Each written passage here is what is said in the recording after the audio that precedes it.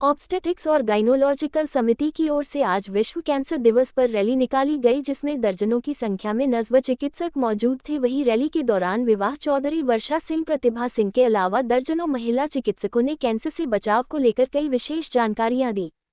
चिकित्सकों ने कहा कि विश्व कैंसर दिवस का उद्देश्य सार्वजनिक स्वास्थ्य मुद्दे के रूप में कैंसर के बारे में जागरूकता को बढ़ावा देना और गुणवत्तापूर्ण देखभाल, जांच, प्रारंभिक पहचान, उपचार और उपशासक देखभाल तक पहुंच में सुधार की दिशा में कार्रवाई को मजबूत करता है।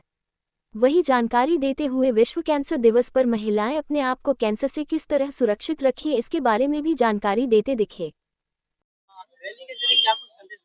रैली के जरिए लोगों को संदेश ये दे रहे हैं कि कैंसर, ब्रेस्ट कैंसर और सर्वाइकल कैंसर दोनों का ही बचाव किया जा सकता है। यदि लोग पहले से जागरूक रहे तो जरूर से कंप्लीट की ओर इसका हो सकता है। उसके लिए सर्वाइकल कैंसर के लिए 2 टीके, जिंदगी के 2 टीके 9 से 14 साल के बच्चे और बच्चियों के लिए, और 25 साल के 14 से 25 साल 9 से 25 साल में 3 टीके लगाने होते हैं। ब्रेस्ट कैंसर का भी पहले से लोग सेल्फ एग्जामिनेशन प्लस डॉक्टर से कंसल्ट कर लें तो दिखा के फिर सोनोमाइमोग्राफी करा के कंप्लीट क्योर ब्रेस्ट कैंसर का भी हो सकता है। आज हम लोग का वर्ल्ड कैंसर डे है। इसमें हम लोग भागलपुर ऑब्स गायनी सोसाइटी की तरफ से आज ये रैली निकाले हैं लोगों को जागरूक करने के लिए। ये कोतवाली चौक से घंटाघर चौक तक हम लोग सभी बॉक्स के भागलपुर सोसाइटी के मेंबर्स प्लस और भी नर्सेस, मैं भागलपुर ऑब्स गायनी सोसाइटी की अध्यक्ष हूँ, डॉक्टर विभा चौधरी। बिहार विधान परिषद सदस्य प्रोफेसर डॉक्टर राजवर्धन आजाद भागलपुर के सर्किट हाउस पहुंचे, जहां भागलपुर नगर निगम के कई वार्ड पार्षदों ने अन्न वस्त्र और पुष्पगुच्छ देकर उनका भव्य रूप से स्वागत किया। वहीं बिहार विधान परिषद सदस्य प्रोफेसर डॉक्टर राजवर्धन आजाद ने बैठक करते हुए शहर की समस्याओं से अवगत हुए। इस संबंध में उन्होंने कहा कि आज हम भागलपुर में अपने सभी लोगों से मिलने पहुंचे हैं।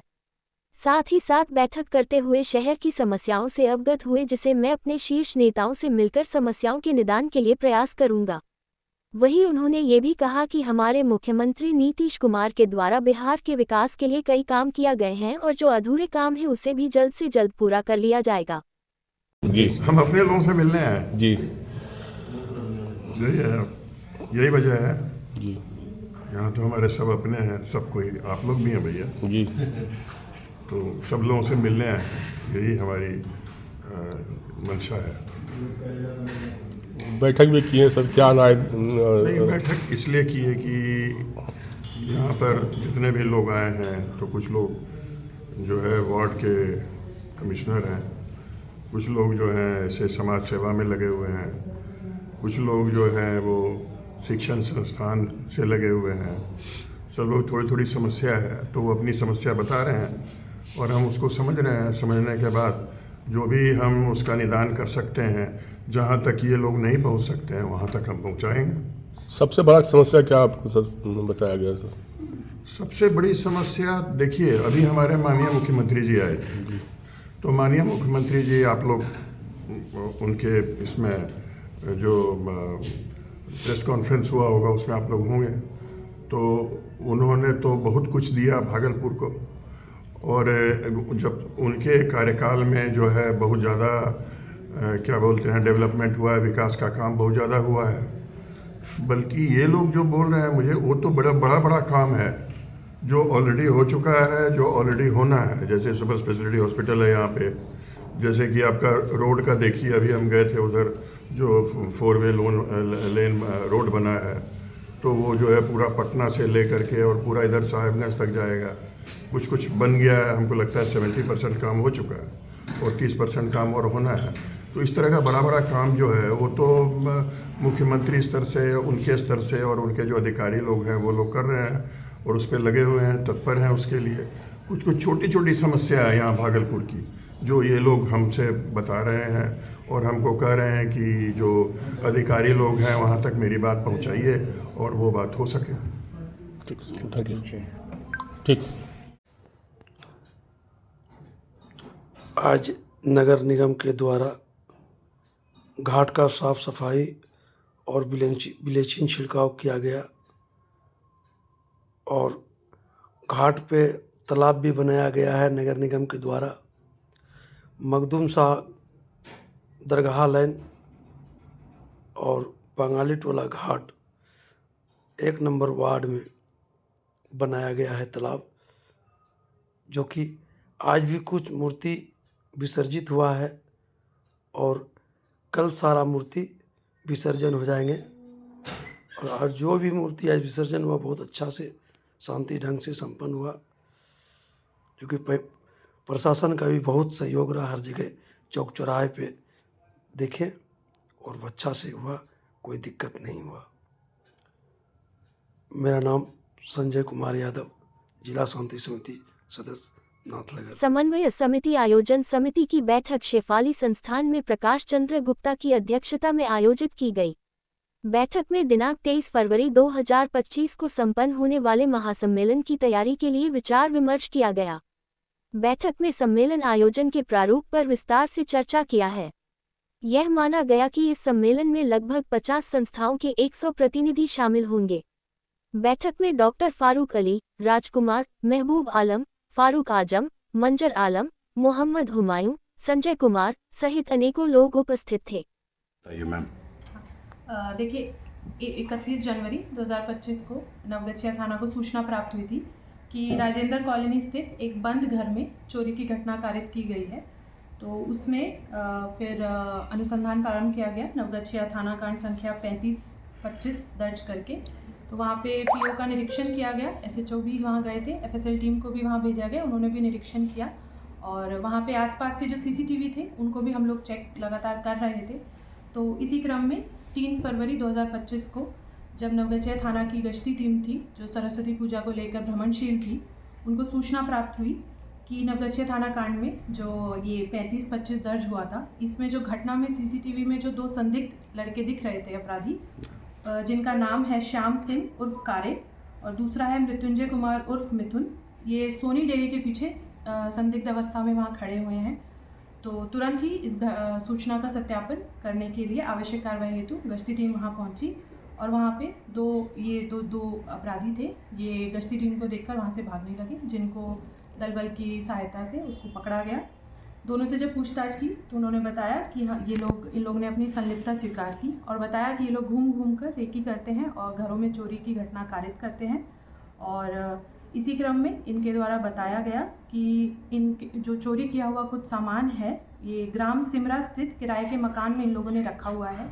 तो तुरंत ही उसको सत्यापन के लिए वहाँ पे टीम को भेजा गया और वहाँ जो किराए के मकान था, वहाँ पे कुछ चोरी का सामान जब्त हुआ, जिसमें बिहार शिक्षा परियोजना परिषद शिक्षा विभाग बिहार सरकार अंकित कॉपी करीब 100 पीस मिली और कुछ कपड़े, महिलाओं के कपड़े और बच्चों के जो कपड़े होते हैं जो कि दुकानदार के पास होते हैं, उस टाइप से पूरे पैक्ड हम लोगों को वहाँ पे बरामद हुए। तो इन लोग से जब पूछताछ की तो उन्होंने बताया कि करीब 3 माह पहले दोनों ने मिलकर जो बस स्टैंड है नवगछिया का, वहाँ से किसी व्यापारी के सामान को चोरी कर लिया था, तो वही सामान जब्त हुआ है।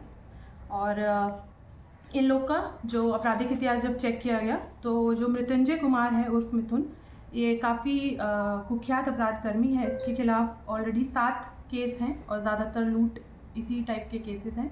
और श्याम सिंह का भी हम लोगों का आपराधिक इतिहास मिला है, 1 केस है।